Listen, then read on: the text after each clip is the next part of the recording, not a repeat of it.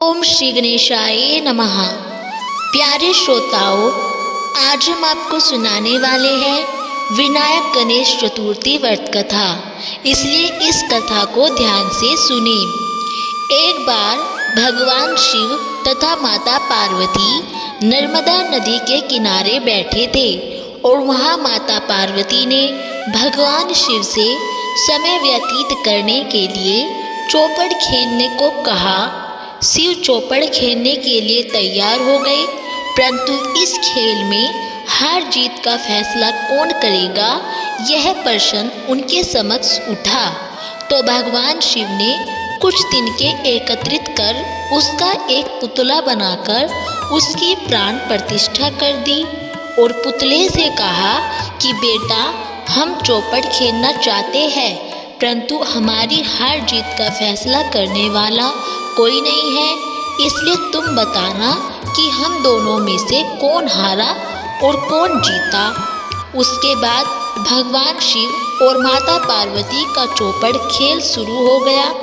यह खेल 3 बार खेला गया और संयोग से तीनों बार माता पार्वती जीत गई। खेल समाप्त होने के बाद बालक से हार जीत का फैसला करने के लिए कहा गया, तो उस बालक ने महादेव को विजय बताया।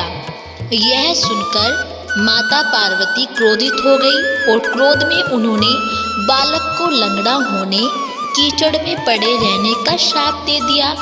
बालक ने माता पार्वती से माफ़ी मांगी और कहा कि यह मुझसे अज्ञान वश हुआ है, मैंने किसी द्वेष भाव से ऐसा नहीं किया है। बालक द्वारा क्षमा मांगने पर माता ने कहा कि यहाँ गणेश पूजन के लिए नाग कन्याएं आएगी, उनके कहे अनुसार तुम गणेश व्रत करो, ऐसा करने से तुम मुझे प्राप्त करोगे। यह कहकर माता पार्वती शिव के साथ कैलाश पर्वत पर चली गई। 1 वर्ष के बाद उस स्थान पर नाग कन्याएं आई। तब नाग कन्याओं से श्री गणेश के व्रत की विधि मालूम करने पर उस बालक ने 21 दिन लगातार गणेश जी का व्रत किया और उसकी श्रद्धा से भगवान गणेश जी प्रसन्न हुए। उन्होंने बालक को मनोवांछित फल मांगने के लिए कहा।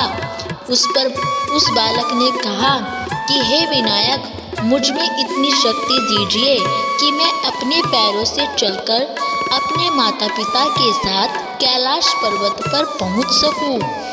और वह देख प्रसन्न हो गए।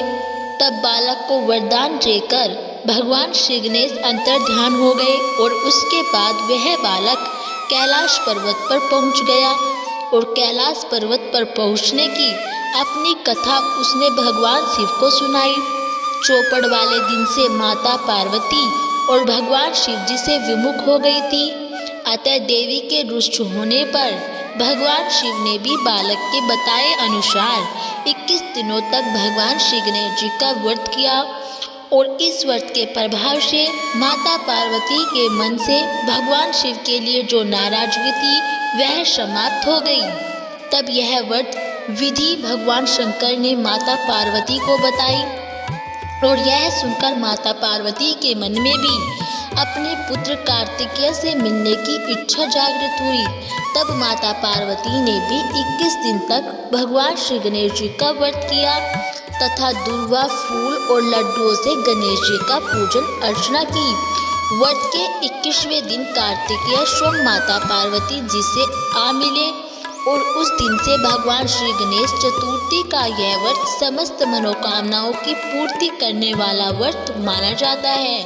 इस व्रत को करने से मनुष्य के सारे कष्ट दूर हो जाते हैं और मनुष्य को सुख सुविधाएं प्राप्त होती है। बोलो भगवान श्री गणेश की जय हो। तो दोस्तों, अगर आपको हमारी जानकारी अच्छी लगी हो तो प्लीज़ हमारी वीडियो को लाइक करें और चैनल को सब्सक्राइब करना ना भूलें।